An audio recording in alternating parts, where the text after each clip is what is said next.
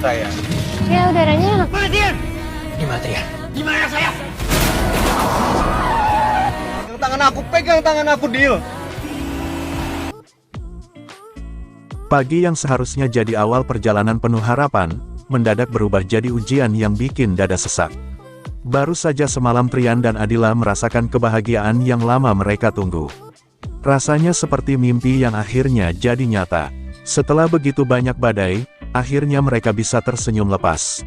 Tapi ternyata, kebahagiaan itu belum sempat dinikmati lama.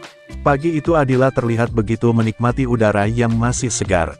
Langit cerah, angin lembut menyapa wajahnya. Ia duduk di samping Trian dengan tatapan penuh tenang. Hatinya ringan, seolah semua beban sudah tertinggal di belakang. Perjalanan yang mereka tempuh bukan cuma soal berpindah tempat, tapi tentang menjemput hidup baru yang lebih damai.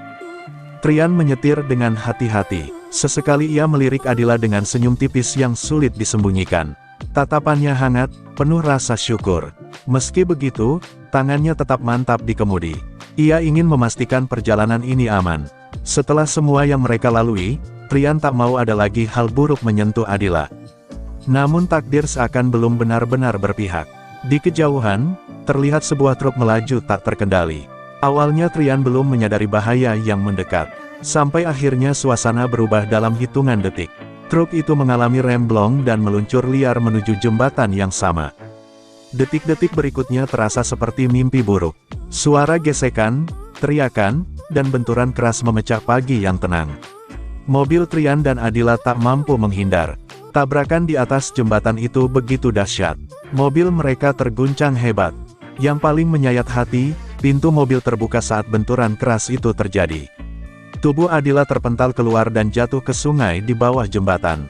Semua terjadi begitu cepat. Trian berusaha meraih tangan Adila. Ia sempat menyentuhnya. Jari mereka bertemu sesaat, tapi tak cukup kuat untuk menahan derasnya arus dan situasi yang kacau. Dalam sepersekian detik, Adila terlepas. Tubuhnya jatuh ke air yang mengalir deras. Trian hanya bisa menyaksikan dengan mata penuh ketakutan. Dunia seperti berhenti. Suara di sekelilingnya menghilang. Yang tersisa hanya bayangan Adila yang menghilang di sungai. Tragis, hancur, tak ada kata yang cukup menggambarkan momen itu. Entah bagaimana, setelah kejadian itu Trian sudah berada di rumah sakit. Tubuhnya penuh luka, kepalanya dibalut perban. Ketika ia akhirnya sadar, ingatannya langsung kembali ke detik di atas jembatan. Nama Adila menjadi hal pertama yang ia cari.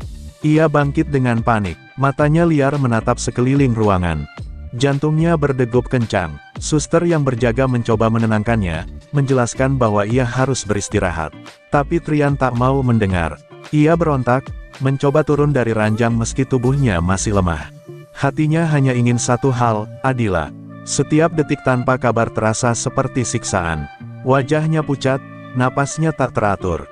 Rasa takut dan bersalah bercampur jadi satu. Ia merasa gagal melindungi perempuan yang begitu ia cintai. Tangannya yang sempat menggenggam tangan Adila kini terasa kosong dan dingin. Sementara itu, di tempat lain, suasana tak kalah tegang. Pak Cahyadi mendatangi panti asuhan dengan emosi yang meluap.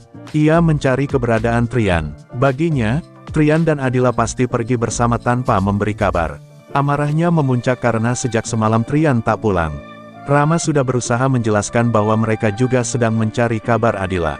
Tidak ada yang tahu di mana keberadaannya. Semua cemas, semua gelisah. Tapi Pak Cahyadi tak mau mendengar penjelasan itu.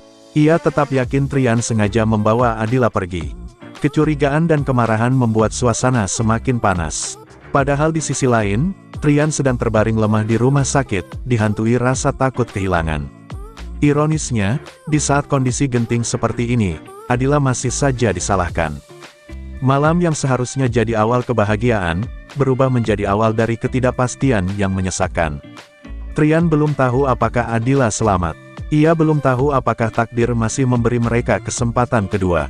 Cobaan seakan tak ada habisnya. Baru saja mereka merasakan manisnya bersama, kini pahitnya perpisahan menghantam tanpa ampun.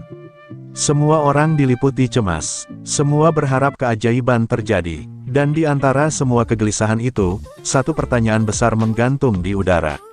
Apakah Adila masih bisa kembali ke pelukan Trian, atau justru takdir kembali memisahkan mereka dengan cara yang paling menyakitkan?